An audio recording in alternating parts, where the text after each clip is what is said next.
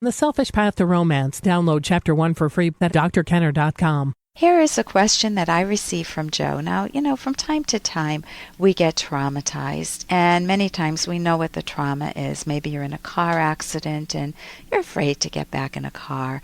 I had a friend, an acquaintance once, who was in an airplane accident, and he deliberately got back in the plane. It was his own little plane, not a commercial airline. And he deliberately took lessons, got back in the plane again, so he wouldn't carry that fear for life. Well, many of us don't fly planes. I certainly don't. But what happens if you're traumatized? Here is a situation. What if you're traumatized and you don't know where it came from? How do you find out what might have caused it? This is from Joe. Dear Dr. Kenner, this may sound crazy, but I get extreme nausea whenever I hear a certain song. It has happened at least 24 times. Okay, it's 24 times going here.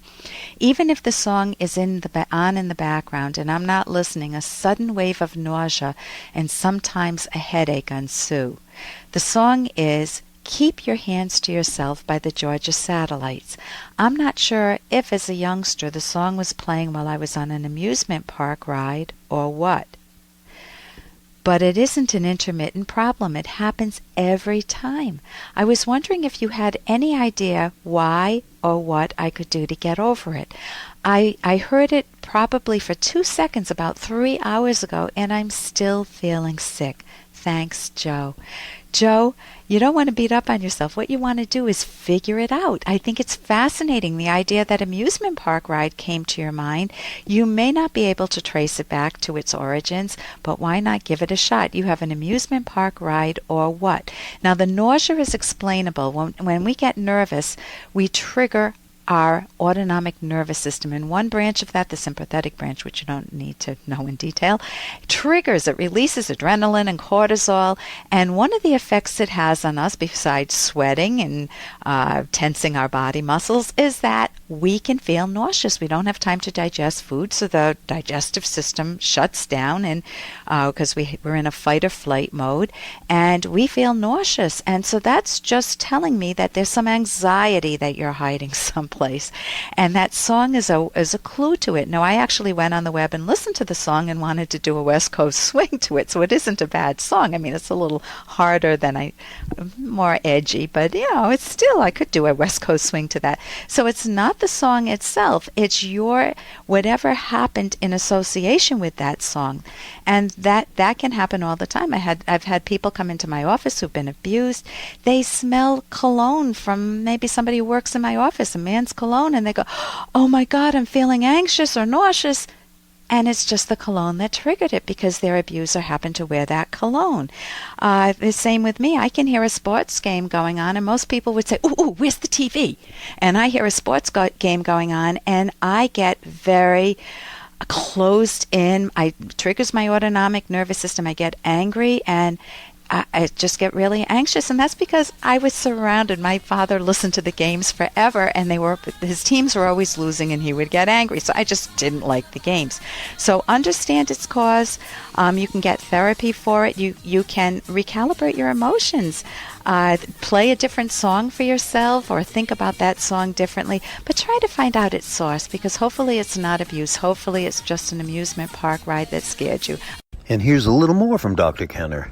I just have this talent for falling in love with the wrong guy in the wrong place at the wrong time. Well, how many guys were there? 3. The last one was the manager of a finance company back home in Pittsburgh. They found a little shortage in his accounts, but he asked me to wait for him. And do you feel like you are unlucky in romance? That's from an older movie, The Apartment. Do you find that you keep dating somebody and that someone that's just like the one before, and you keep repeating the same problems again? Maybe it's the way you're picking. Maybe people camouflage well and they present as healthier than they actually are. Let's say that you keep ending up with alcoholics, and you're not looking for one, and the person says they never drink, and you didn't know they were a closet alcoholic. So sometimes people camouflage that. How do you find out about a potential partner's character?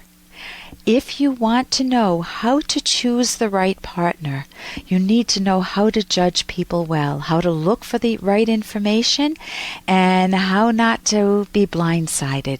And you can read all about this in a book that I wrote with Dr. Ed Locke.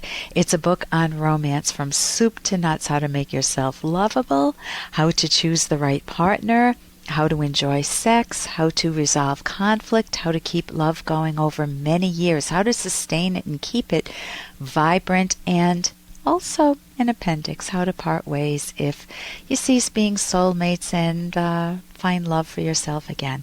And that you can get at selfishromance.com, SELFISH romance.com. You may be thinking you're doing everything right, going out of your way to please your partner, and the more you do, the more you feel taken advantage of. And that is not a win-win situation. That's a win-lose situation, because you're eventually going to feel increasingly more resentful, and that doesn't bode well for a long-term relationship or a happy long-term relationship. Many people stay together and they fake to the outer world that things are hunky-dory inside their marriage, and many other people split up and wreak a lot of havoc for themselves and for kids if they have kids. For more Dr. Kenner podcast, go to drkenner.com. Here's an excerpt from The Selfish Path to Romance by Dr. Ellen Kenner. Here's an example of how gender differences can cause conflict. Andres was a good provider and loved surprising Kara with special gifts, but she felt lonely and invisible on the deepest level. He was unaware of her most profound values and feelings. He was of no comfort when she had a fight with her mother or had a bad day with her cranky boss.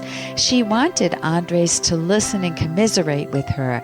She would relate bad experiences, not with the intent of getting his advice, but to feel understood. But Andres would launch into telling her precisely what to say and do. He wanted to fix everything. How would they address this common pattern in relationships? Kara would need to be clear about what she needs, and Andres could learn how to be a sympathetic listener. You can download Chapter 1 for free at drkenner.com, and you can buy the book at amazon.com.